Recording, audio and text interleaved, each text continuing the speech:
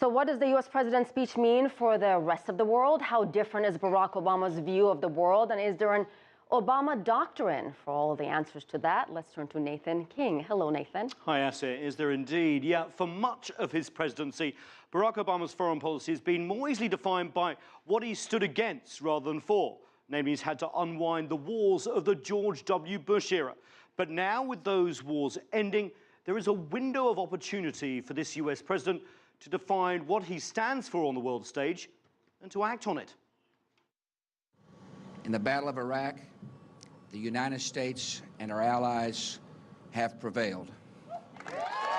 Then US President George W. Bush back in 2003, his infamous mission accomplished moment when he declared all major combat operations in Iraq had ended, a symbol of US military might and hubris before the reckoning that would claim thousands of US lives, cost over $1 trillion, and perhaps most importantly, damage America's standing in the world.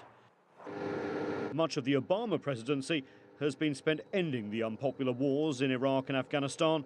So is there an Obama doctrine when it comes to foreign policy? I think that is the doctrine, is that he wants to pull America back, end wars, doesn't believe that there's a military solution to every problem, doesn't believe it's America's responsibility to try to solve every problem.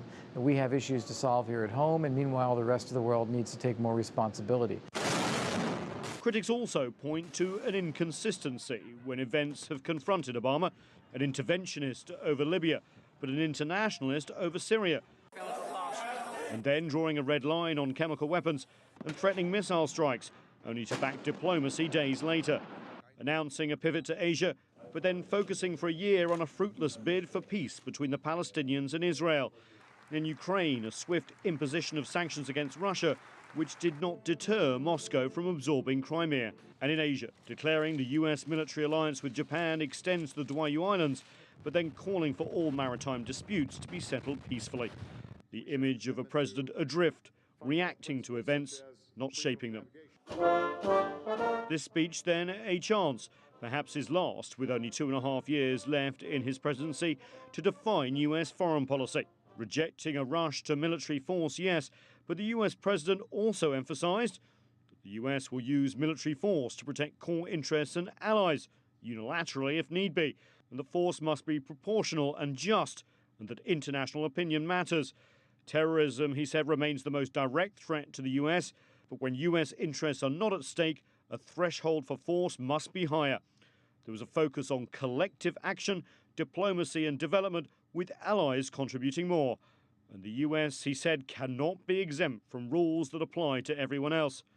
If the US follows international law and helps shape it, Obama argues, then the US will lead the world when it comes to the challenges of the 21st century, whether it's climate change or cybersecurity. But the US president admitted the US still flouts those laws. One example of flouting those laws, the prison at Guantanamo Bay, Cuba. Obama again vowed to work to close it, but he's promised that many times before. He says that the US is also changing the way it gathers intelligence, but did not mention Edward Snowden. And remember, we should also look at this foreign policy address through the prism of a war-weary country. The biggest applause line for the US president came when he told the new military cadets that they would be the first graduates in a decade not to be deployed to Iraq or Afghanistan. All right, thank you so much, Nathan King.